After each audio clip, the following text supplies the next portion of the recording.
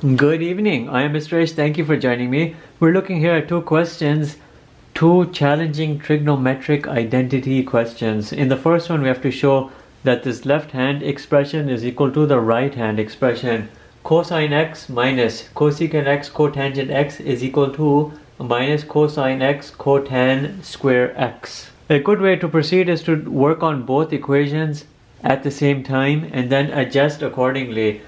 When you're looking over here, you have a cosine x and you have a cotan square x, and this minus, push it on the other side and adjust the signs around. You have a cosecant x, cotan x, minus cosine x. You see how things have flipped around the minus sign? That's what we did by shifting the negative sign.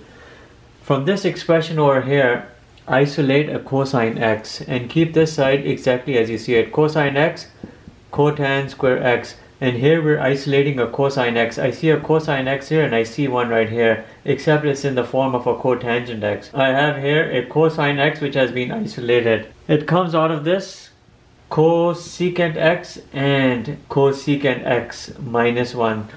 Think about it. Cotan x is the same thing as cosine x or sine x. When I isolated a cosine x out of it, I pushed it outside and I isolated. I was left with 1 over sine x because the item on the top numerator got pushed out, which is the same thing as cosecant x. And you're seeing a second cosecant x generating. One is generating from the expression which already had it, and the second one was generated by isolating cosine out of cotangent.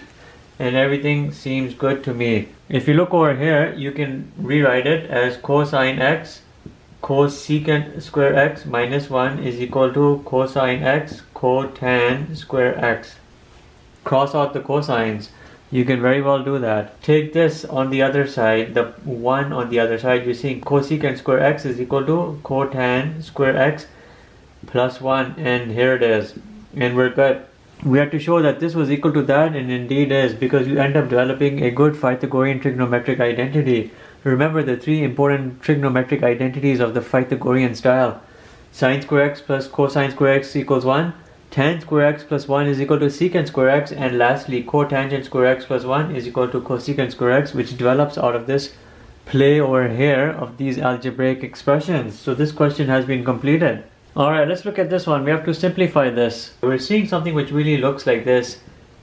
In a more simplified form, we're seeing something like this. The sum formula of sine, and here we're seeing something which looks like here, the difference formula of sine. And we have to bring these into play.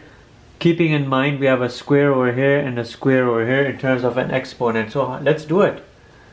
What you can do is ignore the squares on both sides and just proceed as this, and I'll show you what I'm talking about. You're proceeding now as this, and then here you're doing exactly that. You've just pushed the square above.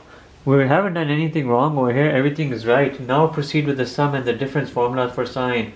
You have a sine x cosine pi over 4 plus sine pi over 4 cosine x. All of this is still under that square.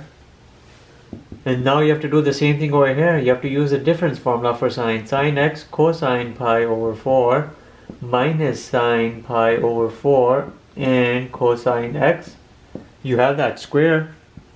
Now do these angles here and bring their values. Sine pi over 4 is equal to cosine pi over 4 because sine of 45 cosine of 45 is equal to the same thing, which is 1 over root 2.